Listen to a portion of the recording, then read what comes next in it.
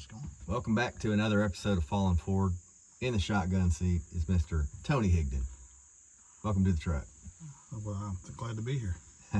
We've already got the cigars lit up. I'm smoking a it says the Glen single malt Scotch seasoned cigar by Ted's Cigar. I've got what is this? A cigar agave.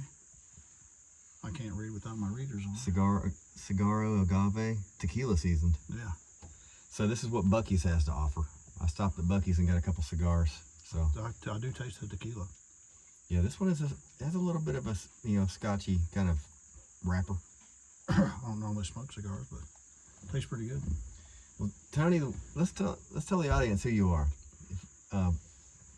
Tony, you're an artist.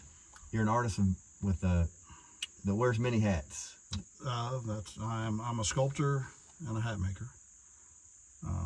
I've been doing some creative work probably for the last 30 years. I went to UK and got my degree in sculpture early 90s and went on to grad school at Southern Illinois University. I got my master's in sculpture. And then I had a sculpture studio doing metalwork for over 25 years. Yeah, I remember even before I knew you at all, I remember seeing something about you in the news about a sculpture that you had made. And after I got to know you a little bit, you told me you had a sculpture, a major one down in Frankfurt. You had some scattered around the country, like really, really massive sculpture. Yeah, the biggest one in Kentucky is in Frankfurt. That was commissioned by the state of Kentucky, and that's 50-foot tall stainless steel piece right in front of the transportation cabinet. That's a very cool. And that's when they had just built that building, and that was part of the deals. Some public art. That's cool. Tied to that building. So that's the biggest piece I have in Kentucky. I have a few others. One in Harrodsburg, one in Berea College, actually, and I have some more across the United States, but that's the biggest one around here. Cool. Where can people find those? Is there a website with all your stuff on there? Or? If you Google it, they come up. I don't have a website anymore because I focus so much on my hat. Okay. Hats these days that I've kind of got out of making sculpture, but I'm getting ready to get back into it. So we got some horses going by. Oh, cool. How's it going? Hey. So let's talk a little bit about backtracking on the very beginning of your art. So you went to college for it, but did you have as a kid, did you have a disposition for drawing or something like that? Yeah, I didn't have any formal training as a kid. I remember getting in trouble all the time in church, though. I was always drawing instead of paying attention to the sermon. So I just drew. I don't really know where it came from. And then I remember the first time I really had anybody point out, well, my mother encouraged me to do that, but then the first person outside of family was when I met my two best friends on spring break in 1987, and one of the guys was a painting major at UK, and we moved in together after spring break, and he saw me drawing, and he was like, "Man, where'd you learn how to draw like that?" I was like, "I don't know. I just always have done it."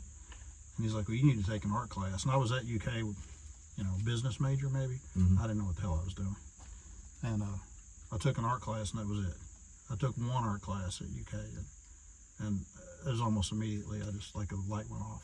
I was like, this is what I'm doing the rest of my life. So it was pretty cool. Did you learn how to weld in college? I learned how to weld. Yeah, I took a figure drawing class, and then I took the beginning sculpture course, and then that led into metal sculpture. And as soon as I hit the metal shop, then I knew what I was doing at that point. Yeah. I learned how to weld, and then started doing metal sculpture. And then I got my Bachelor of Fine Arts in metal sculpture. And then I went on and got my master's in metal sculpture. And then that's cool. And then I owned a company in Lexington for a while doing architectural metalwork as well. Iron Horse Forge. So I've been doing some sort of metalwork. Yeah, like I said, for probably 25 years, something like that. Around the time that I met you, and I'm trying to remember what year it was. I want to say it was like 15 or 16. That seems about right. I mean, I remember you weren't doing any music at the time. Nope. And I think you were riding a custom chopper around. And I ride custom choppers. I think we maybe have met through that, maybe. Yeah, it was the first time I met you was over at the original Country Boy. Okay. The original Country Boy. It was like just brand new, kind of just opened. Okay, yeah, those guys are friends of mine. I was probably over there drinking beer and helping them with their new spot. So. Well, it was Scuba Steve was working the bar. Okay, yeah. And Scuba was like, man, he that's knew way back. That's way back. Yeah, he knew I was into motorcycles, and he's like, man, if you're into motorcycles, you got to go check out this rat rod and bike show that's coming up at a new place called the Break Room. It wasn't even open, just a gravel lot. Yeah, that was my show. Yep. Yeah, that's what it was. And that's where I pulled up, and I didn't know anybody, and I just kind of milled around. I didn't know it was BYOB at the time, or I thought I could go there and buy a beer or something, but it wasn't even open. Yeah, that was the early development of the distillery district. Yeah. And that after I think after that show, you were maybe on crutches or something, or was that right before or right after? No, it would have been after that. Yeah, I was in a really bad car accident. Yeah, and I was on crutches for about 11 months. I got pretty banged up. I lost my life basically on that deal, and they brought me back. And yeah. So it was a bad one. That was those kind of situations are tough, man, and they're hard to recover from. You know, and you would when I was over there at Country Boy, you were sitting across the room. And that's when I went over to talk to you a little bit. And I think you were around the time where you bought a lot of the buildings over there in the distillery district on Manchester Street. Yeah, I just bought the building that with Chris Kelly. We bought the building that has Ethereal Brewing, Goodfellas Pizza, and all that, and started developing that property. And then Johnny Cox, that owns the Break Room, is a friend of mine, so I turned him onto that building, and he bought that, and that's how all that started. Yeah. So. Johnny, getting to know Johnny a little bit through the years has been great. He's just a great guy. Everybody knows him, and yeah, and that was a good. That whole thing blew up so fast down there. You know, Chris Kelly and I had a vision to turn it into something cool, and we kind of took a risk, and it worked out for us. Yeah. You know, now it's crazy. You know, it's to see what it's turned into. The whole street. It's like the place to go to in Lexington. Yeah, it's pretty wild because I had just taken a trip to Toronto, and they have a distillery district there, and kind of the same situation. It was abandoned, and they were going to tear it down, and I guess the city or some group of people wanted to save it, and it turned into restaurants, art galleries, things like that. So that was inspirational. I came back and was like, let's do the same thing here. Yeah. And then everybody said that we were crazy, you know, for buying out there on Manchester, because there was nothing out there. It was all heavy industrial, and I think bluegrass towing. You know, you didn't want to go out there, you know. The only time I remember going out there at all, there used to be a little shop there that rebuilt motors, like electric motors. Yeah. Everything was industrial. Yep. For sure. And then I remember people pulling up to me. I'd be on the Bobcat or a track hoe digging something and busting stuff up, and they're like, "What are you doing?" I'm like, "Hey, we're developing this and trying to make it into something cool." And then within like 3 years, the place just blew up. So yeah, that was pretty cool. It's been wild seeing it, and I know it's made a great impact on the city of Lexington. Another thing that, you know, between your artwork, the distillery district, you've made an impact, but also now in fashion, you're making custom hats, and we see those everywhere, including right here. This is a Tony Higdon hat. Yeah, I want to zoom. I don't know if you can zoom in there. There's his logo, and it says "Especially made for Lance Rogers." I thought that was a nice touch. Yeah. I got into hat making. Actually, it was kind of bizarre. I took a little break from about a 4 or 5 year break from metal work, and then the distillery district kind of had hit a point where I wasn't involved in that, and then I had a little bit of about a 4 year spell of drinking too much, and then I decided that wasn't going to work, so I quit drinking and focused my energy. I had to have something to focus my creative energy on, and I don't know how it turned into hats, to be honest with you. I always wore hats, and I was into them, but I never thought about really making them. Yeah. And then I started tinkering around with it and loved it, and now it's turned into a full-time gig. So. It's cool that, you know, with everything you've done in life so far with it in the arts, it's been kind of like you have that moment where you're like, I'm just going to do it. Like whether it's in the studio with metal, or now with the hat shop, you're like, you know what? I like this. It's fun. I think I think, and I don't know, maybe some other people have a different opinion, but I think my success has to do with just hard work, a little bit of luck, and I just have a God-given talent. It seems like no matter what I do, it works, and I don't know exactly what to attribute that to. I think maybe, and I'm also, that's why I support the arts like I do. I support, people see me at shows all the time, but, because I know it's tough. It's tough to make it in any creative field. It's tough. I don't care if you're a musician, a ballet dancer, theater, sculpture, painting. It's tough. So I try to support. I was just at an opening 2 weeks ago in Louisville. I drove for an opening, a buddy who's a painter. I just try to show up, because the more people that show up, that energy. Yep. It's just like, I remember going to early shows of Sturgill Simpson, and there'd be 20 people, and then 100, and then 500, and then you see what. Rupp Arena. Yeah, Rupp Arena. Same with Tyler. I was at those early shows, and I'm not a musician at all. I can't even play a tambourine, I don't think. But you go. That's what you do. You go and support these people because you know they're good. You realize talent, and then as an artist, I feel like we should all support each other. Yeah, as artists. So that's how it works. That's how you create a scene, and eventually, scenes are recognized as an identifying mark to a certain, to the city, and well, yeah, Kentucky is full of talent. It's crazy. Yeah, in the music, in the arts. Well, it really starts organically. If 10 people go to a show and they all talk about how great it was, and the next thing you know, there's 30 and they talk about it. It's not a music promoter that does it; it's the people, it's the fans. And then and then you go to I remember going to the Green Lantern to see Tyler Childers, and then I just was at Kroger Field or Commonwealth Stadium for the last show, and there's 40,000 people. It's incredible. So that's in a 5 or 6 year period, or whatever. I don't know the dates, but that's it happened. It all happened organically, and it happens from support from other musicians like Arthur Hancock and people like George Gatewood.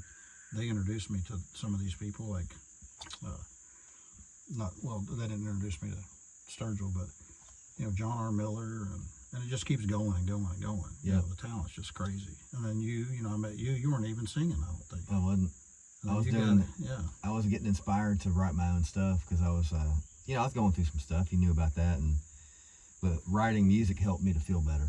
And I was like, well, people are starting to like my stuff, so I'm gonna start doing gigs. Yeah, I remember we talked about it at one point, and I think you sang me a couple songs or showed me the lyrics to a few songs, and I was like, man, these are good. You should just go for it. Thanks, man. Because that's the thing. Just like you said, from a creative standpoint, I've always been a risk taker, so I just go for it. But if you go all in, you have to go all in and see what happens. Because you can always go back and get your regular job. Yeah. If you want to. I've learned. I like that.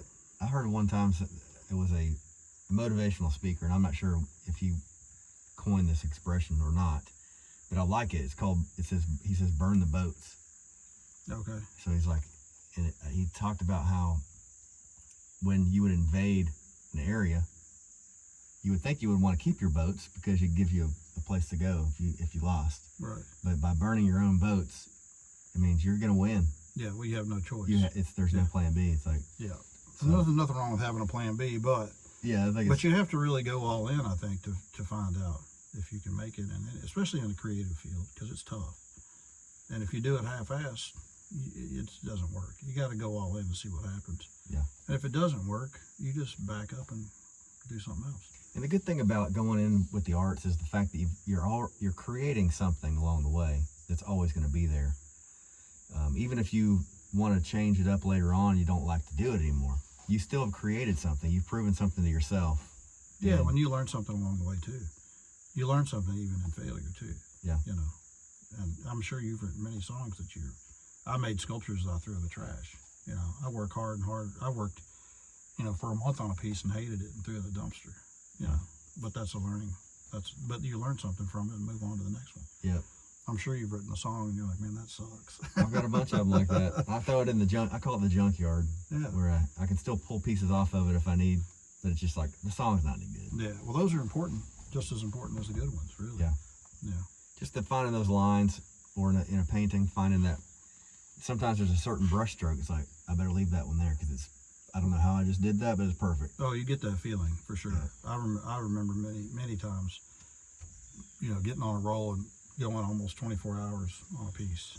You just get on a roll and you get excited and you don't stop. And then you get done and you step back and you're just like, hell yeah. Yeah. And you're so pumped because you just know you know it's right. And the other times it's like a struggle the whole time. Yeah. And then even some of those work out pretty good too, but sometimes they just don't work out. It's throw in the trash. And it's that right there, what you just said, was kind of sums up what this show is all about. We struggle sometimes in life. We try to, we put a really good effort towards something, and sometimes it just doesn't work out. So we find something that does, and then when we do find something we love, and we have a passion for it, and it works out. There's nothing better than that feeling when it does work. It's great. And what you have to realize is that when it doesn't work, you just keep going. You just keep your head down, keep plowing forward, and it'll work out eventually. I've had a bunch of failures, but I've also had a bunch of successes. Yep. And that's how you find the successes, is just move along. You can't give up. So it's like Babe Ruth. He held the home run record for a long time, but he also had the record for strikeouts for a long time too. Yeah, well, you got to keep on swinging. That's right. You're not going to hit them all out of the park. Yep. That's the way it goes. So with the let's talk about motorcycles, man, and trucks. You're in the motorcycle scene. Got a lot of friends that are into motorcycles. You drive a really cool custom Harley. Yeah, I've got a bike that I've had for. Actually, I'm working on it right now. Rick Dozer built it probably 20 years ago. He's a good friend, and he just got named, I think, Bike Builder of the Year in the United States. That's cool. Last year, and I think my bike that I own now, he built it 20-some years ago, and it was like his second or third bike ever. So that's pretty cool. That is cool. And I've got a '79 Ford, very similar to what we're sitting in right now. I've always been into old cars, and I've got a couple that I've had over the years, but I like old stuff. I don't know why. It's got good character or something. I don't know. I like the stories that they tell. Yeah, it's fun too. That's just not I like driving a modern vehicle too, but there's something about driving a old stick shift with a foot clutch. This is like it takes a lot of effort to drive this truck. Can't take your mind off of it. Like in a modern vehicle, sometimes you lose track of what you're doing, and you're like, oh hell, how did I get here? Yeah, well, hell, not in this truck. I mean, you got to pay attention. Yeah, on the steering, anything can go wrong. It's like well, now you get in a car and it drives for you, which is crazy. Yeah, partially. This is the opposite of whatever that is. Yeah, if you take your mind off the road for a second, you may be in a ditch in this thing. Exactly. So that's the way it goes. But this is a work in progress. It's a metaphor for life in general. Yeah, and motorcycles and cars, they're projects too. They're fun to work on. They're frustrating sometimes when they break down on the side of the road. But I got a bunch of buddies that I'm surrounded by creative people. They're doing something, not just musicians, but people building motorcycles, building hot rods, other artists, painters, sculptors, and a lot of musicians, which it's not hard in Kentucky. There's a bunch of them. You know what I just remembered? This all connects. Like early on when I first met you, you were Tyler Childers had this Jeep pickup truck that he parked out in front of the break room for a long time because you were working on it. You were making him a custom bumper. Yeah, I made a bumper with the help of Lee Easterling, that he works over at Honeycutt Mechanical, and we fabricated that bumper in, I think, 2 days or something for Tyler. That was that old, I forgot what they call those, Jeep. What were those? It's a Jeep pickup truck. Like a J100. Yeah, that was a long time ago. Yeah, man. But I remember, I still got a picture of that thing out in front of the break room. I used to go to the break room all the time. That's where you and I kind of got to know each other even more. And it's my very first pictures that I got when I started playing music. There was a photographer that Angela King, Bellevue King, was wanting to take some pictures for my album cover and just for promotional and that's stuff. where you took them, was down there. And you let me go into the distillery district, and there wasn't anything in this one section of buildings. And I think that's up at down where Goodfellas Pizza is. Yeah, up on the the upper floors. And all in there was a bunch of empty spaces, and it's a beautiful space. There's been a lot of photographers that shot up there because it's so cool. Yep. Yeah, you've shot up there. Grayson Jenkins was just up there here recently, and a bunch of different musicians have been in there. And you created an Airbnb up there too, didn't you? I worked on it some. It belongs to Chris Kelly and Terry Kelly, my partners. Okay. But yeah, that's above Goodfellas, and then I'm gonna work on another one eventually. There's probably 20,000 square feet of space that's still not been used in that building. So I was up there one time, and there was like this one room that has an elevated, which it looks like a stage almost, but it's like 6 feet off the ground, kind of got tucked back in there. yeah, there'd be a great place to have some shows. Yeah, I think like a listening room kind of thing would be great. There's just no power up there right now, but yeah, it's a cool space. What's up, Eric Chambers? Oh, yeah, where are we? What's our location? What's our time looking like? In regards to what? For this photo? I think, what time is it right now? 5:43. Okay. Y'all you're probably wondering who we're talking to. This is the one and only Eric Chambers. Erica Chambers, yeah, photographer extraordinaire. Well, we figured out a date. We need to get you in here and interview you. I was gonna jump in on this one, but the girls are coming. Okay. Well, maybe Part of the Always reason. slowing us down. we'll do a little video or something later on Okay. and put it on here. Yeah, I hope that you're sticking around to take pictures like Yeah. this. I wore this cowboy hat for 2 different reasons. One of them is Tony Higdon made it. And I wear it as many times as it makes sense to wear. Yeah, and we're doing a photo shoot here in about an hour. Yeah. Down here on this creek, which we're in. I guess are we in Madison County? Hey, don't tell anybody I where think we so. are. Well, we're not going to say exactly where we are, but we're in we're in Madison County somewhere, right? It's still a remote location. We're in a remote. Disclosed location. We're in a secret spot that nobody can know about, and we're going to For do the a local photo good shoot luck here. congrats. As long as my truck gets back out of here. Yeah. Did you freak out when you saw those horses show up? I was like, is that Erica coming on horseback with some friends? Yeah, I'm we've like, had- How long did it? I knew it take you a while to get I out go here. all in, man. I hired a whole prop team. Yeah. Well, I mean, it's- we're out here in the middle of nowhere, so who knows what's going to go by. Well, I thought Yeah. about that. I was like, I'm sure one of y'all brought you guns. I'm like, I got an unloaded gun in my car. I got one in the car. Okay, I figured that. Undisclosed Not one on me. locations. Yeah. I do have my gun rack, but it's in the back of my truck. It's just. Well, Tony, what's up for you? What's up next for you, man? Like, you have any? Okay, let's talk about your music venue real quick. Well, so I bought some property over on Liberty Road. Moved my hat shop there, and next to the hat shop is a 30-foot by 100-foot empty lot, grass lot.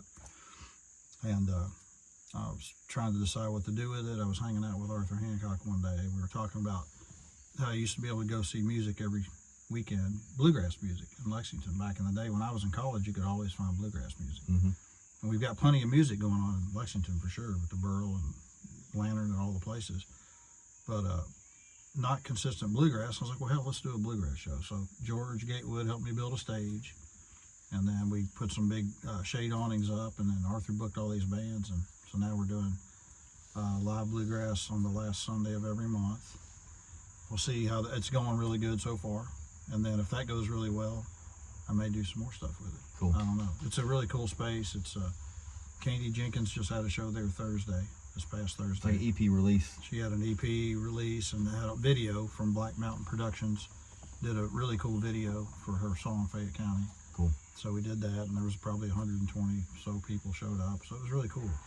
So I'm just doing it for fun, just because I love music and love supporting local musicians, and so that's what I got going on there. And I'm still making hats full time, and I don't know what the hell will happen next. I just keep plugging away. Do you have a name for the lot back when it's? I for don't. music I maybe don't. before? We're just calling it right now. It's T. Higdon Bluegrass Social is what we're calling the series.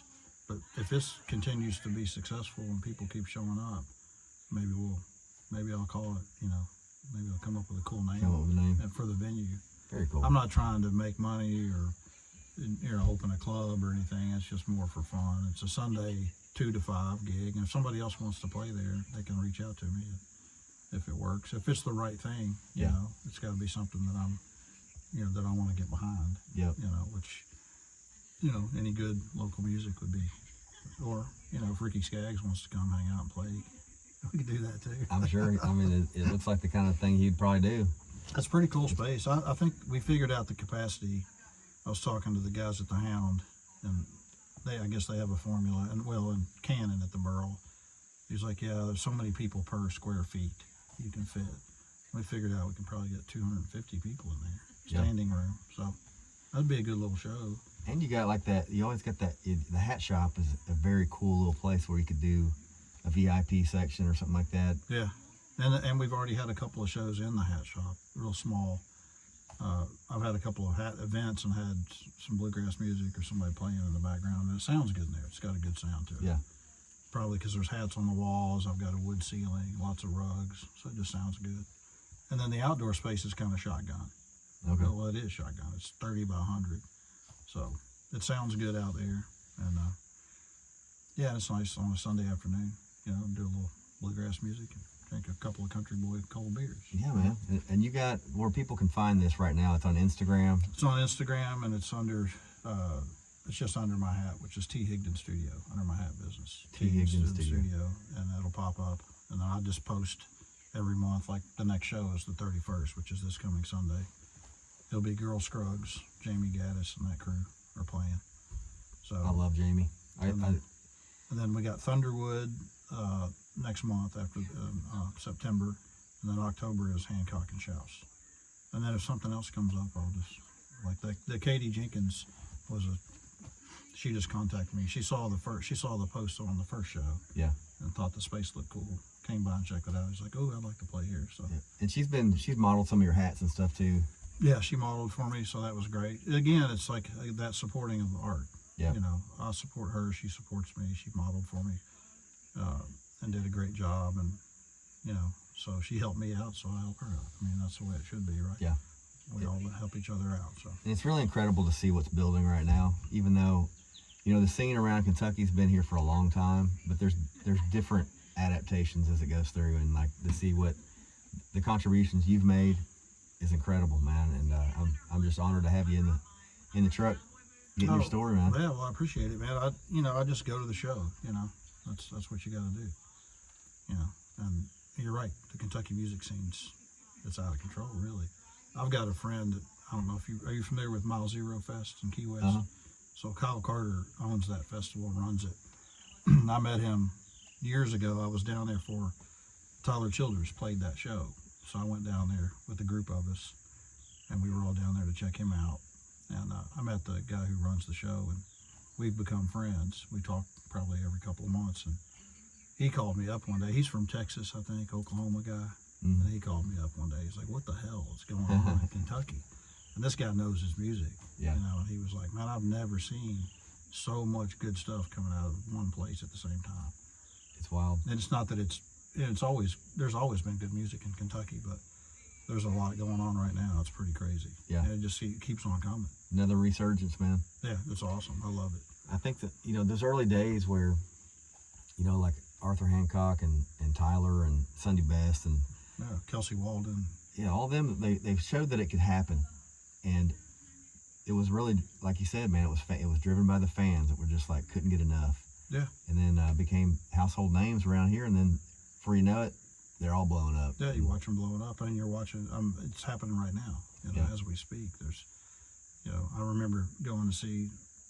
You go to see somebody at the Green Lantern, and there's 20 people there. Yeah. And then 6 or 7 years later, you're in Commonwealth Stadium, and there's 40,000 people. I love it. It's awesome to see that happen. You know, the first time I saw Tyler, it was actually down there at Urban Willow in Berea. Okay. And it was, Erica had mentioned, she's like, "Hey, you got to go to this Sonora May show," and she's got her boyfriend with her, Tyler. And so went down there. Actually, it was the owner of the shop, Urban Willow, it's a little tea shop in Berea, Kentucky. And she was like, "Yeah, I heard Tyler's pretty good. Her boyfriend's pretty good." Yeah. And so I show up, and it was a situation like that. There's 20 people in this tiny little tea shop, and it felt packed out. Yeah. But early days, man. Yeah. And Well, that's, you incredible. know, that's like I was speaking of Berea and Richmond. You know, I was at the Paddy Wagon for a Tyler show, and then you go see. I saw, you know, Sturgill at the Green Lantern, and now you got Cole Chaney and Abby Hamilton and all these people, and like Kelsey, like I said. I mean, people are just they're out there doing it though. It's hard work. Yeah. They're out there hitting just like you do. You're you got to pound the pavement, Well, hit the shows, and it's tough. And you always have these high and lows, man. Like, it never fails though. Like typically if I'm having a low moment where I have a show and like hardly anybody's there, I feel like, damn, what am I doing? And then the next show I have that turns out to be a really good one. And but it's like that, man. Well, it's tough. You know, you're living out of a truck or a van, or with no money. All the arts are that way. That's unfortunately. Try to make it as a sculptor or a painter or a dancer. It's a tough road. So I think that's why you got to go to the show. Go to the shows. Go to the art openings, because it is the word of mouth. It's really what makes it happen. Yeah. And buy the art when you can. Buy the hat. Buy the painting. If you see something that turns you on and you dig it, if you can swing it, buy it, because it makes a difference. Buy the T-shirt, buy a CD at the shows, and just go to the show and talk about the show. That's a big deal. If 20 people go to a show, talk about it, it just grows and grows and grows. Yeah, people don't want to miss out. Well, yeah, they hear about it and like, oh, I'll go check it out, and then it just perpetuates. Yeah. So that's the way it works. I love it, man. The hat business has been that way for me. It's crazy. I was like, I'll just give this thing a whirl, but I didn't go half-ass. I went all in.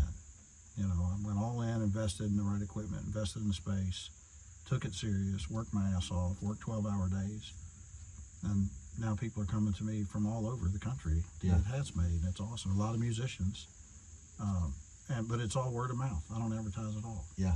And it's so great. There's a guy the support, I can't even believe the support. It's amazing. It's awesome, man. And I love seeing it grow. There was a guy that reached out to me the other day asking him where I got my hat, from Switzerland, and he has a radio station out there. He's been playing some of my stuff. He's like, I've got long blonde hair like you do. Mine's not really blonde though, but he's like, I got long blonde hair and I'm looking for a hat that'll. I was like, well, I sent him your stuff, man. Yeah, so you never know. Like, yeah, I mean, I'm shipping them to Texas and California. I shipped one this morning to North Carolina, so that's cool. I'm that's shipping very them all cool. over. But Lexington, the support has been amazing. Yep. The Lexington community, it's just out of. Was blown away by it. Well, being in horse country too, and it's a. You don't think Lexington? There's a community that's big about fashion too. Yeah, and Lexington's a very interesting place. If you've traveled a bunch, you know what's up. I mean, I find I'm from Lexington. I grew up here, but I find it fascinating. It's not a river city. It's a pretty big size city. It has an interesting dynamic, I think, going on, and it's also geographically. You're on I-75 north-south, 64, east to west, and it's different. You travel out of Lexington, you go north, an hour and a half, totally different. Totally different vibe. Yep.